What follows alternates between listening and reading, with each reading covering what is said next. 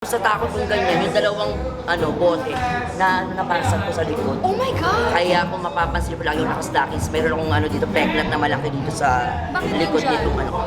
Last night, dumalo yung pumatay sa puso ko. Ah! Ayan na nga!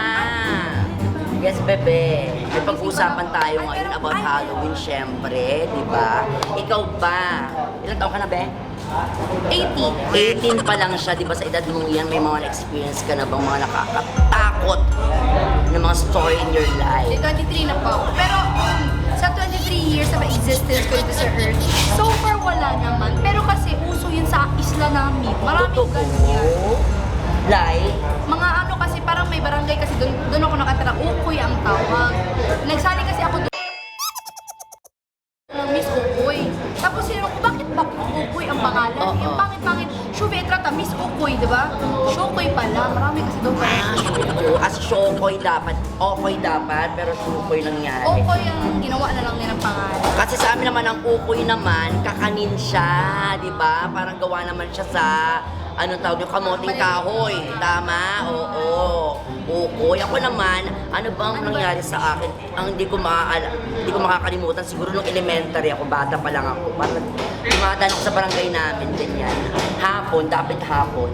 May dalawa akong bottle of parang mga soda. Dito sa, nilagay ko dito sa balikat ko, ganyan. Tapos may nadaanan ako parang malaking kawayan. Tapos bigla, naglalakad akong ganyan, biglang may parang bumato sa akin ng mga sand, mula sa taas as in sand. As in parang mga... Parang binato ko ng buhangin sa taas.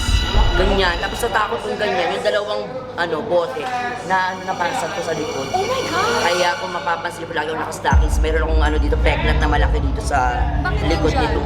Kasi parang dito tumama yung ng bote. Yung bote. Bakit pa dito nakalagay? Wala, bot-bot ko lang ganyan. Tapos tungkol naman dun sa bumato nga, meron nga daw kasi nakatira dun na parang daw ata maligno sa Minsan kasi doon binabahayan talaga yung mga gano'n. yes, sa mga kawakawayan. Pero hindi pa naman ako na-experience. Hindi ka pa naka-experience ng gano'n. Sa amin kasi sea creatures lang talaga.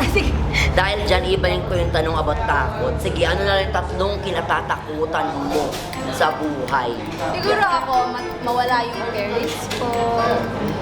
Pangalawa siguro mag-fail ako sa bagong ginagawa ko ngayon sa buhay. Kasi I could have done being into medicine, then mag-fail. Tapos siguro, mag-regret. Totoo? Takot ka sa ako mag-regret. Takot ako na, kasi di ba dapat hindi daw mag-regret, pero hindi mo naman alam yun kung hindi mo naman madidiktahan yung puso mo.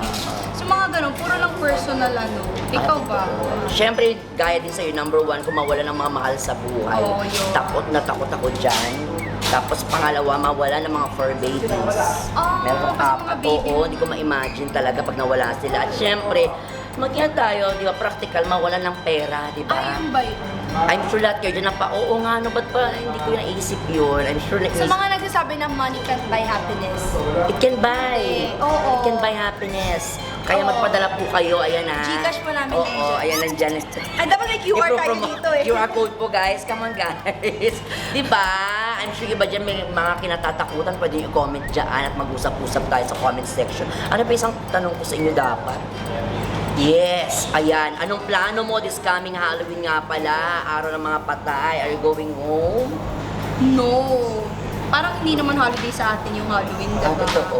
Oo, hihintayin ko na lang talaga yung December. Ang Halloween kasi, after yung December, so nasa mindset ko na yan, yes, pagkatapos nito, Christmas na. Although, it's great way, guys, to remember all your beloved, mga, for example, my lola na passed away.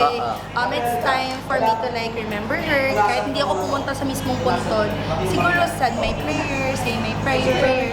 That's the perfect time to remember a beloved.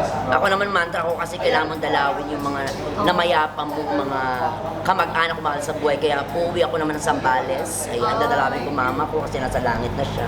Lolo at lola ko. Kailangan ko silang dalawin kaysa silang dumalaw sa akin. Diba? Parang it's the other way around. Parang ba't parang gusto ko, dalawang Ay, totoo, para mag-usap. 2 years ago pa lang kasi siya naman. I'm sure sa panaginip, dumadalo yung mga yan, no? Alam mo, hindi. Ano ka nga, ma? Oo. Hindi ka pa nagpapaan-talking. Ako, last night, dumalo yung pumatay sa puso ko. Diba, tinatanong mo kanina kung broken heart. Okay lang. Hindi okay lang kasi ang saya nung panaginip ko. May May nangyari sa inyo? Hindi ko lang Grabe ka masama yan. Ayan. Kayo dyan. Oo. Yung iba kayo, uwi na. Uwi na lang din. Uwi na lang din nga ako. Bye!